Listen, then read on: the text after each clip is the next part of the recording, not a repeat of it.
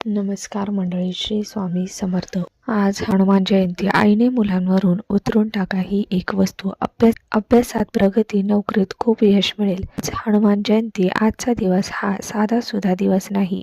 चैत्र पौर्णिमा म्हणजेच साक्षात वायुपुत्र, संकटमोचन महाबली हनुमान यांची जयंती. कधी असं जाणवतं का की तुमच्या मुलाची बुद्धी तल्लख आहे, पण पुस्तकासमोर बसलं की त्याचं डोकं दुखतं, त्याचं मन भटकतं. आपण कष्ट खूप करतात, पण घरामध्ये पैसा टिकण्याऐवजी आजारपण खर्च होतोय. तिच्या नोकरीत किंवा व्यवसायात अचानक कुणाची तरी नजर लागल्यासारखं वाटतंय.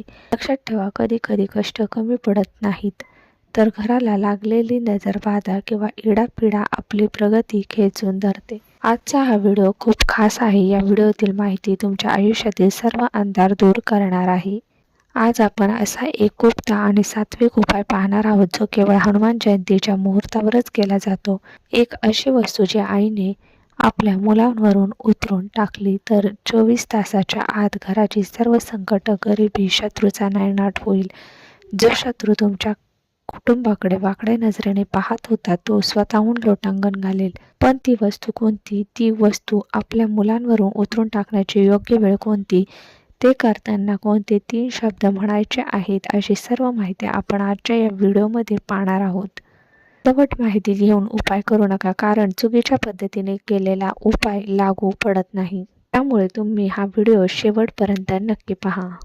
हनुमान जयंती म्हणजे मंदिरात जाऊन दर्शन घेणे आणि सिंदूर अर्पण करणे एवढ्यापुरतीच मर्यादित नाही. हनुमान ही केवळ शारीरिक शक्तीची नाही, तर बुद्धिमत्ता वरिष्ठ म्हणजेच बुद्धिमत हे श्रेष्ठ अशी देवता आहे. जेव्हा एखादं मूल अभ्यासात हुशार असूनही परीक्षेच्या वेळी विसरतं, किंवा जेव्हा एखाद्या कर्तबगार पुरुषाच्या प्रगतीला अचानक ब्रेक लागतो, तेव्हा समजून जा की हे केवळ नशीब नाही. आपल्या संस्कृतीत म्हटलं जातं, नजर लागणे ही एक मोठी बाधा आहे. ही नजर आपल्या आनंदी कुटुंबावर, मुलांच्या हास्यावर आणि पतीच्या भरभराटीवर पडते. ही नजर कधी कुणी शत्रूची असते, तर कधी आपल्या जवळच्या माणसाच्या नकळत पडलेल्या दृष्टिकोनाची असते.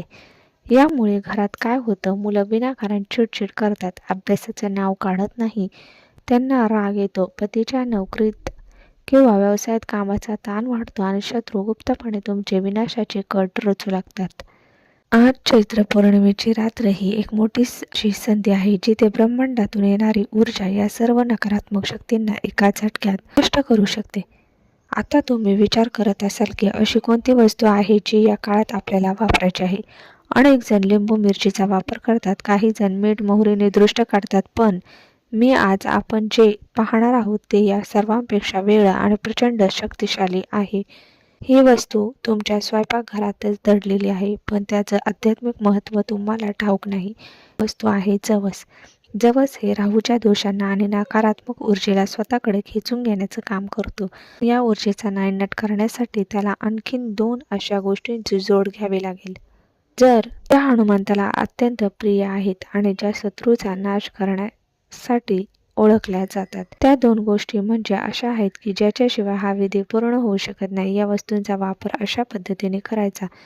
हे 5 लवंगा आणि 5 विलायची यांच्याशी कसं जोडलेलं आहे, आणि सर्वात महत्त्वाचं म्हणजे या वस्तू मुलांवर उतरवताना कोणते गुप्त शब्द उच्चारायचे आहे, ज्यामुळे शत्रू तुमच्यावर लोटांगण घालेल. सर्व आपण अगदी व्यवस्थित सविस्तरपणे पाहणार आहोत, कारण ही माहिती तुमच्या घराचं रक्षण करणार आहे, रक्षण करणार कवच ठरणार आहे. हा उपाय म्हणजे एक सुरक्षा कवच आहे. नीट लक्ष देऊन ऐका, कारण हा उपाय घरातील आईने, मोठ्या स्त्रीने करायचा आहे. स्त्री ही घराची लक्ष्मी असते. तिच्या हातात साक्षात अन्नपूर्णेचा वास असतो. त्यामुळे तिने ओवाळून टाकलेली नजर थेट ब्रह्मांडात विलीन होते. साहित्य अगदी लक्षपूर्वक ऐका.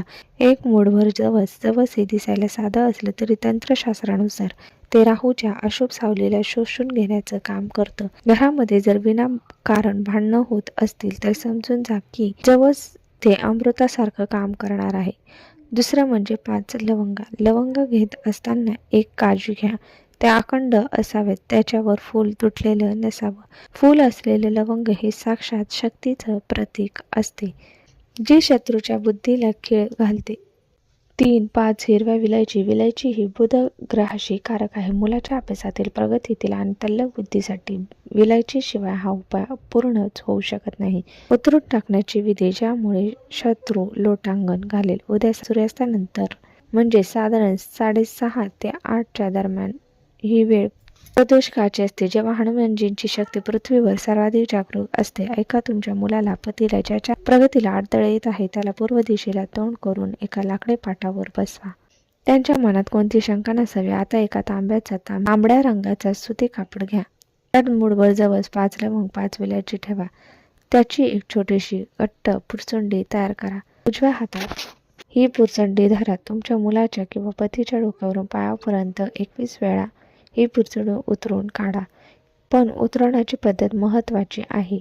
ती घड्याळाच्या काट्याप्रमाणे उतरायची आहे. उतरवताना मनातल्या मनात फक्त हनुमंताचे स्मरण करा किंवा म्हणा, हे पवनपुत्र, माझ्या कुटुंबावरील सर्व वाईट नजर, शत्रुबाधा आणि दारिद्र्यता या वस्तूंमध्ये खेचून घे. उतरून झाल्यावर ही पुरचुंडी तुमच्या घरातील देवघरासमोर 10 मिनिटे ठेवा. त्या पुरचुंडीच्या बाजूला मोहरीच्या तेलाचा एक दिवा लावा. मोहरीचं तेल हे संकटमोचन हनुमानाला अत्यंत प्रिय आहे. जेव्हा त्या दिव्याची ज्योत त्या पुरचुंडीवर पडते तेव्हा त्यातील जवस, लवंग तुमच्या घरातील इडापिडा भस्म करण्यास सुरुवात करतात. 10 मिनिटातच तुम्ही हनुमान चालीसा म्हटले तर त्याचे फळ 1000 पटीने वाढेल. पण ही पुरचुंडी नंतर कुठे न्यायची आणि शत्रूचा नाश कशी करणार? जिथे तुमच्या आयुष्यातील संकटाचा अंत होणार आहे. तुम्ही पुरचुंडी उतरवली, ती देवघरासमोर ठेवली, दिवा लावला, पण ही पुरचुंडी नंतर कुठे न्यायची आणि ती शत्रूचा नाश कधी करणार आहे? तुमच्या पतीच्या नोकरीत राजकारण सुरू आहे, त्यांना प्रमोशन मिळत नाही, किंवा व्यवसायात कुणीतरी तुमची जाणीवपूर्वक बदनामी करताय, तर या पुरचुंडीमध्ये 2 अत्यंत महत्त्वाच्या गोष्टी आपल्याला वाढवायच्या आहेत. एक छोटा कोळशाचा तुकडा. कोळसा हा शनीचा, कोपाचा आणि काळिमेचा प्रतीक असतो. हा तुकडा तुमच्या घरातील सर्व नकारात्मक ऊर्जा स्वतःमध्ये शोषून घेतो. 1 रुपयाचं नाणं. हे नाणं तुमच्या घराच्या लक्ष्मीला बांधून ठेवण्याचा आणि समृद्धीचं प्रतीक आहे. जेव्हा तुम्ही ही पुरचुंडी देवघरासमोर उचलतात तेव्हा हनुमान जयंतीच्या त्या पवित्र रात्री ठीक 9च्या सुमारास, जेव्हा रात्रीची वेळ सुरू होते आणि सिद्धी प्राप्त करण्याची वेळ असते, ही पुरचुंडी घेऊन घराबाहेर पडा. ही पुरचुंडी नेऊन एखाद्या निर्जन ठिकाणी, जिथे लोकांची वर्दळ कमी असेल, किंवा एखाद्या परिसराच्या ठिकाणी टाकून द्या. पण लक्षात ठेवा, टाकल्यानंतर मागे वळून अजिबात पाहू नका. तुम्ही मागे वळून पाहू नका. पाहिलं तर नकारात्मक शक्ती पुन्हा तुमच्याकडे आकर्षित होऊ शकते. शांतपणे घरी या. सर्वात आधी बाहेरचा हात पाय स्वच्छ धुवा आणि मगच घरात प्रवेश करा. आता या उपायाचा चमत्कार पहा. लवंग तुमच्या शत्रूची वाईट दृष्टी आणि त्याचे तुमच्याबद्दलचे वाईट विचार जाळून खाक करेल. विलायची तुमच्या मुलांच्या बुद्धीचे आणि प्रगतीचे मार्ग बंद झाले होते ते एखाद्या चावीसारखे उघडतील. जवस हे तुमच्या घरातील वर्षानुवर्षे इडानपिडा, गरिबी, कटकटी आपल्यासोबत घराबाहेर घेऊन जाईल. विश्वास ठेवा, हा उपाय केल्यावर पुढच्या 24 तासात तुम्हाला तुमच्या मुलांच्या एकाग्रतेत फरक दिसेल. त्याचा अभ्यासातील कंटाळा कमी होईल. पतीच्या मानसिक स्थितीत एक वेगळीच उत्साह, सकारात्मकता येईल. जो शत्रू तुमच्यासमोर अडथळा बनून उभा होता तो आपोआप तुमच्या मार्गातून बाजूला जाईल. कारण हनुमंताची गदा त्याच्या अधर्माला नाश करेलच. पण लक्षात ठेवा, हा उपाय करताना मनात संशय नसावा. साक्षात अंजनी पुत्रावर श्रद्धा ठेवून हा विधी करा. मग पहा तुमच्या नशिबाचं चक्र कसं फिरतंय ते. श्रद्धेमध्ये खूप मोठी शक्ती असते. जेव्हा आपण आई म्हणून आपल्या मुलाच्या रक्षणासाठी हा उपाय करतो तेव्हा साक्षात बजरंगबली आपल्या मदतीला धावून येतात. हा उपाय पूर्ण विश्वासाने करा. आजचा दिवस हा परिवर्तनाचा दिवस आहे. धन्यवाद.